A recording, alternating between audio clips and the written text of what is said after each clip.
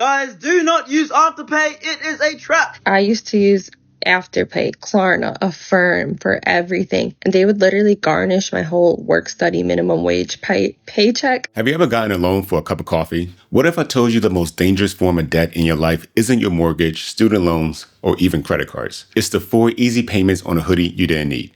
Or worse, a coffee you already drank. Buy now, pay later. Sounds like financial freedom. But in reality, it's one of the most addictive, seductive traps ever invented to keep you broke while making you feel like you're in control. We're going to break down this whole thing right now because buy now, pay later isn't just a new way to pay. It's a system built on behavioral psychology, data mining, and quiet dependency. Let's start with what you think it is. You're shopping online, you find something you like. Maybe it's headphones for $200. At checkout, you see a bright, bold option. Pay $50 now. The rest later. No interest. Sounds smart. No fees. You get exactly what you want today. Click done. But what just happened?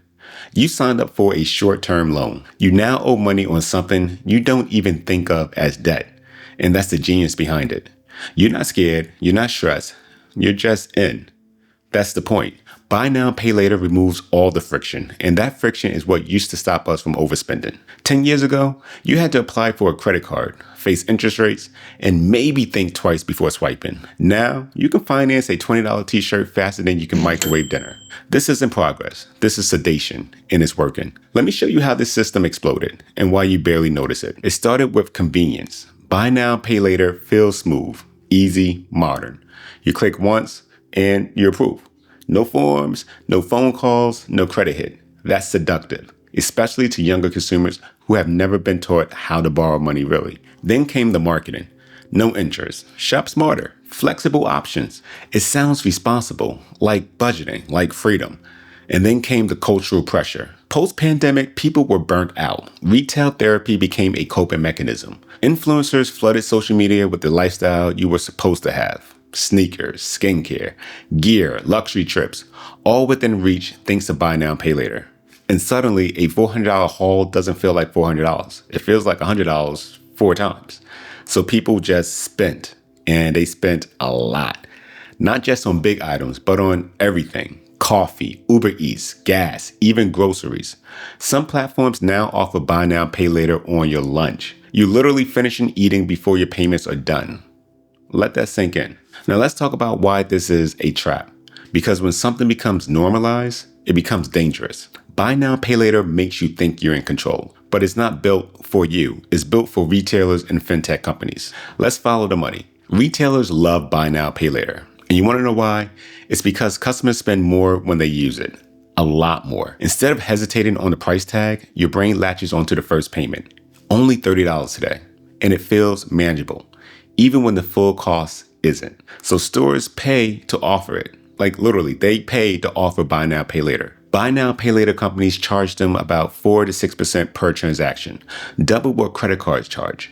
And they're happy to pay for it because they know it works. It increases conversion.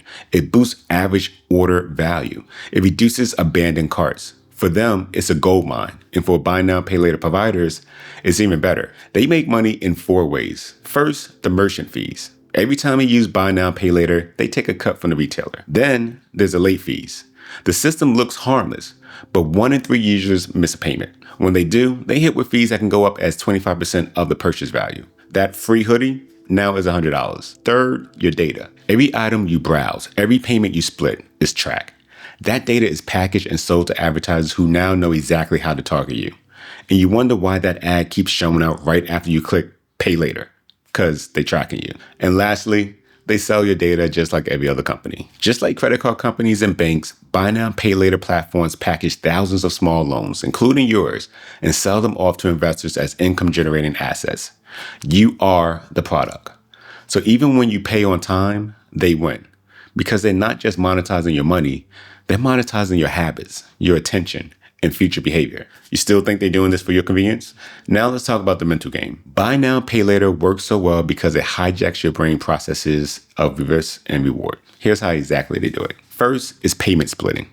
Breaking down a purchase into chunks makes it feel less painful.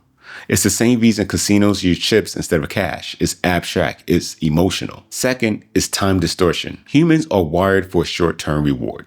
We discount the future. So if something feels affordable now, we really stop to ask, can I really afford it later? Third is the interface. Buy now, pay later buttons are bright, big, and often pre-selected. They are engineered to click without a second thought. And lastly, it's the fake urgency. Limited stock, act now, one left in your size. These cues hit your fear of missing out. Combine that with frictionless payment, and you got instant gratification on autopilot. It's not just a payment method, it's a behavioral system. And it works because it feels harmless.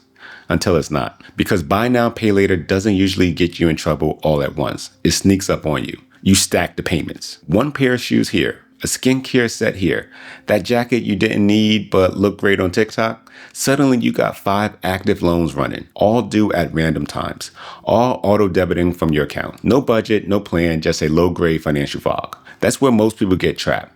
Not by that one big mistake, but by a series of small ones. This is what's known as loan stacking, and it's brutal. In fact, 60% of buy now, pay later users are juggling multiple loans at once. Some have 5, 6, heck, even 10, and most don't realize how much they actually owe until something bounces. And you know how people find out? They wake up to a bank alert, or an overdraft alert, or a frozen account, all because last month's spending finally caught up with them. This isn't budgeting. This is slow motion debt with a soft landing until it drops. And here's what makes it worse. A huge portion of buy now, pay later users already carry credit card balances. So now they're borrowing in 2 directions. One that charges interest and one that disguises it. That's not financial strategy. That's quiet chaos. So let's flip the script.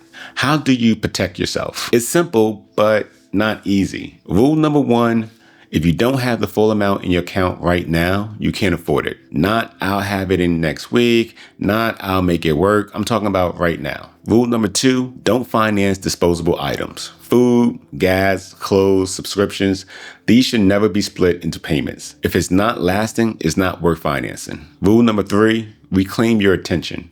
Every time you see a pay in 4 option, take a second and pause and ask yourself, would I still want this if I had to pay 100% upfront? If the answer is no, you just save yourself. And finally, stop normalizing debt. Buy now, pay later wants you to live in installments, to never feel like you are fully caught up. I want you to break that cycle. I want you to simplify, focus, build real freedom, not convenience-based illusions. Buy now, pay later doesn't care about your budget. It cares about your behavior. So treat it for what it is, a trap designed to keep you paying for the life you can't afford yet. And maybe never will if you stay in this loop. You don't need another payment plan. You need control. So take it back, one full payment at a time. And if you found this helpful, do one thing. Share it with someone who's quietly sinking into micro debt. They might not say it, but they're probably feeling it. Until next time, stay smart, stay disciplined, and stay financially smart. Peace.